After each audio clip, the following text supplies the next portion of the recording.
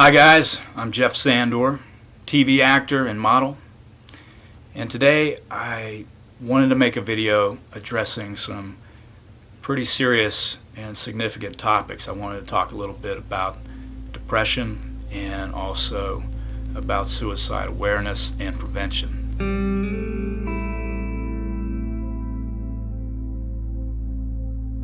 Last year I had 3 friends of mine commit suicide.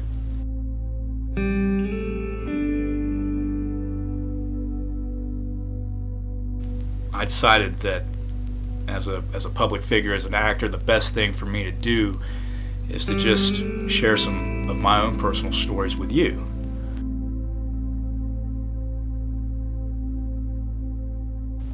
This year is a very somber and significant year for me personally, because this year marks 20 years from a time in my life that was probably the absolute worst time in my history.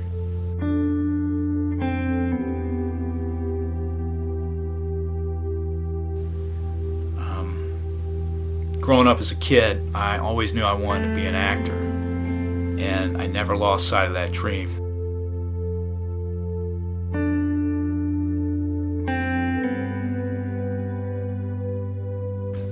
I had 2 goals during about a year and a half of working as a teenager. My first goal was I wanted to save up enough money to move to Wilmington, North Carolina, and I wanted to study at the American Studio of Acting. The second goal I had was I wanted to learn how to play guitar. And I remember walking into a music store in Fayetteville, North Carolina, and I saw this particular guitar up on the wall. It was a Les Paul Epiphone, beautiful cherry sunburst colored guitar. And I said, that's my guitar. That's the guitar I'm going to learn to play music on. And that's a guitar I'm going to take with me when I leave.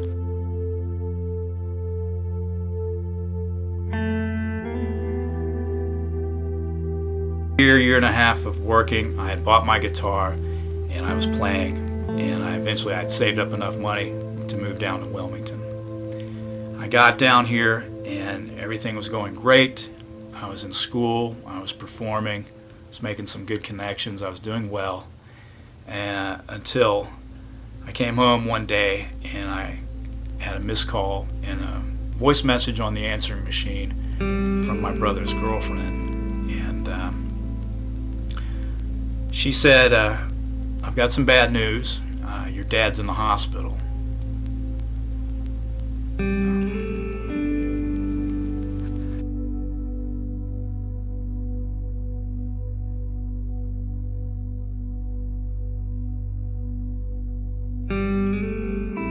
I immediately packed a bag, rushed over to the hospital, which was about 100 miles away. I got there as quick as I could and met with my dad, who was admitted into the hospital.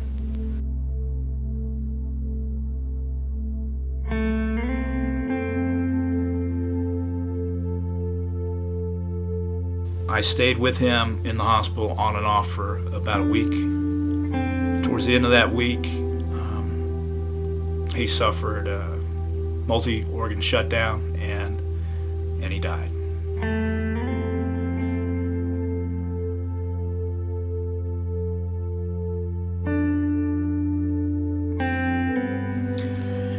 I remember being in the waiting room of that hospital the morning that my dad passed away, and I remember the doctor coming in, and it was all I could do to just keep it together.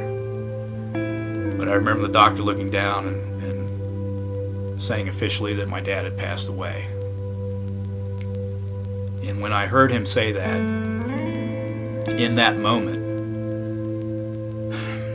I felt so small, and the world around me just felt so big.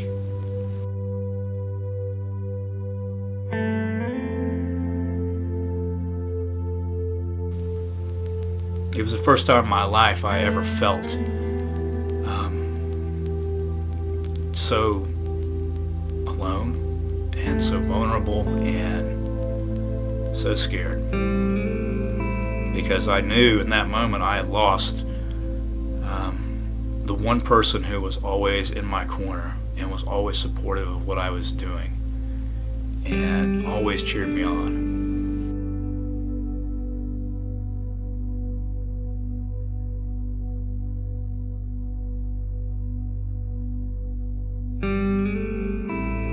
It got so bad for me that I couldn't even get out of bed half the time, and it was all I could do just to get out of the house and go to school and perform on stage.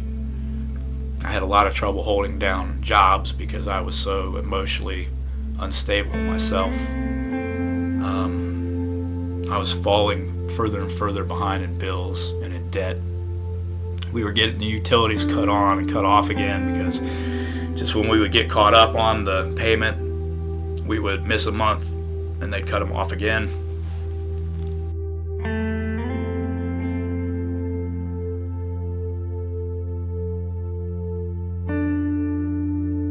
I literally remember one night just laying in the bed thinking about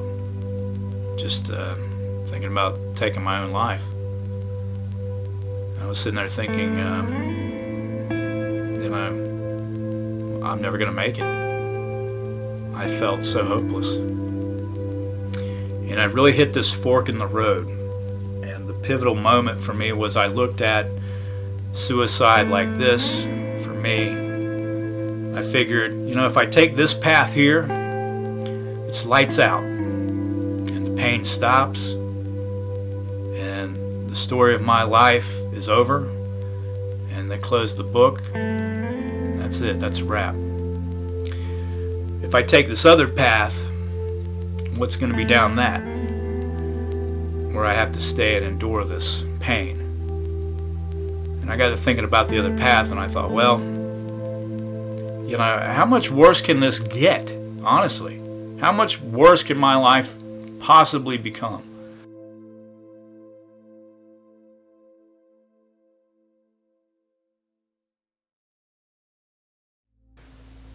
I sat there and I thought about it, and I just said, it can't get any worse.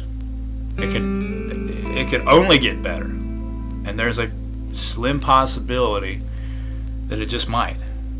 And if it doesn't, it's just still this same suck that I'm wallowing in anyway. So I decided I was gonna just take it one day at a time. And I did.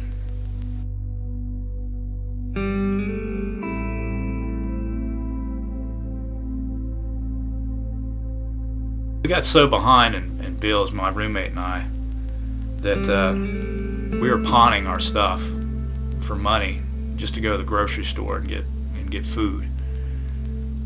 And I've been doing this almost weekly. And after about a month, I had nothing left of any value to get rid of except that Les Paul Epiphone guitar that I had worked for and saved up for and brought from home with me.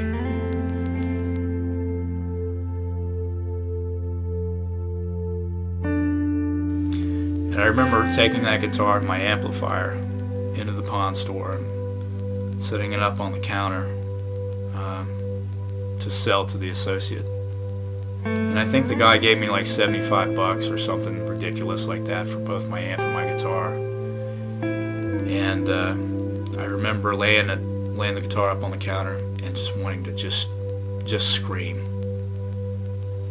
And I took the guy's money and I started out the door. And I was sitting there thinking, I was like, man, I just lost my best friend. I lost my backbone. I lost my dad. And I'm not going to get another one of those.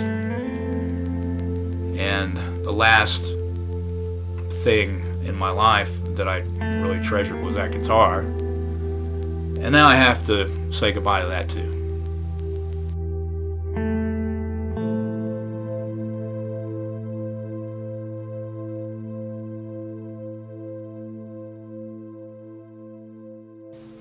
So I walk out the door of the pawn shop and I get a few feet into the parking lot, and I remember just stopping, and I just clenched my fists together and I clenched my jaw, and I remember looking up and I remember just saying something like, God, you know, I can't bring my dad back, but if there's some sort of way, some miracle left in heaven, I'm going to either get that damn guitar back or I'm going to get another one just like it. And I'm going to do it because I was successful at acting.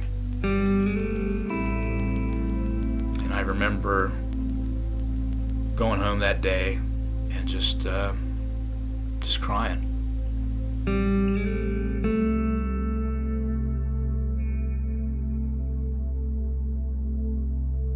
I ended up homeless for about 4 months, and I was sleeping in my car. I was sleeping on people's floors who were friends of mine. I ended up joining the United States Army. I served for a couple years.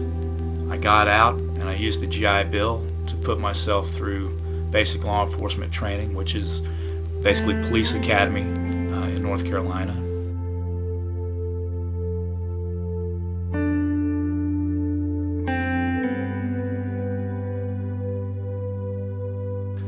I started getting pulled back into the entertainment industry.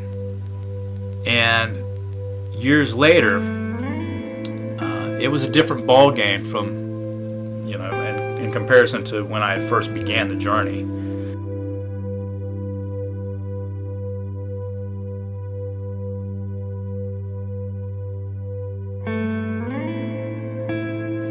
All of a sudden, I mean, I think I just woke up one day and I immediately remembered how things used to be as in comparison to how they are now. And if you put the two things side by side, if you take these moments in my life, I could sit there and look and say, over here I was living a nightmare, but because I went through that nightmare and I didn't quit, I was able to get to the dream.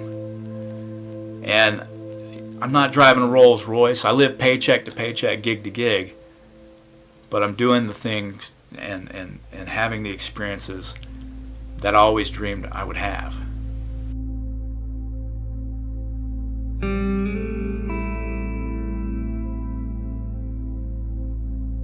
Whatever it is that you're going through, you're not alone. One of the greatest lies depression ever told me was that there's no hope and that I'm alone. And it's not true. And I'm willing to bet there's a lot of people out there, your depression's telling you that you're not good enough, that, you know, you're always gonna be poor, the struggle's never gonna end, you know, it's all on you, you got nothing but bad luck, all this chatter.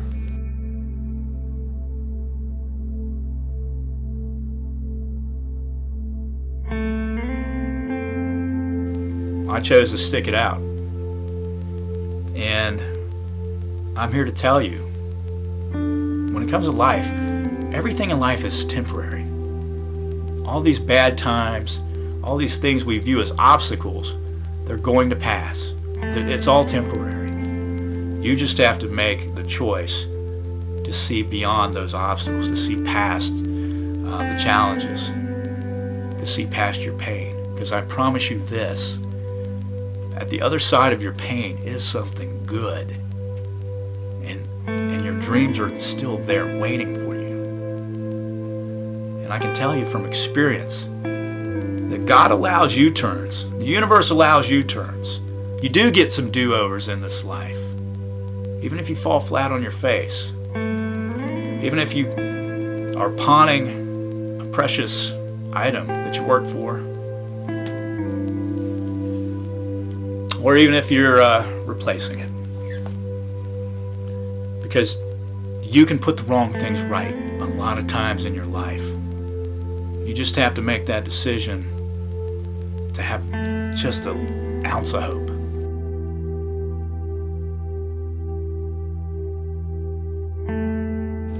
Know yourself. Know that you're made of love. Know that you're boundless. Know that you're beautiful. Know that you can be somebody entirely different today as opposed to the person you were yesterday. Alan Watts said it best. He says, you're under no obligation to be the person you were 5 minutes ago. And I couldn't agree more.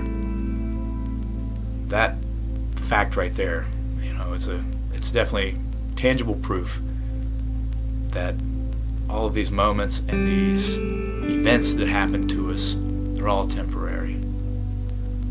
So please, give yourself a break. You're not alone. I promise. There's hope. That thing beating in your chest, it's a heartbeat. It's also called potential. So go out there. You got this one life. You got this one story, this one movie that you're the star of. Make it great.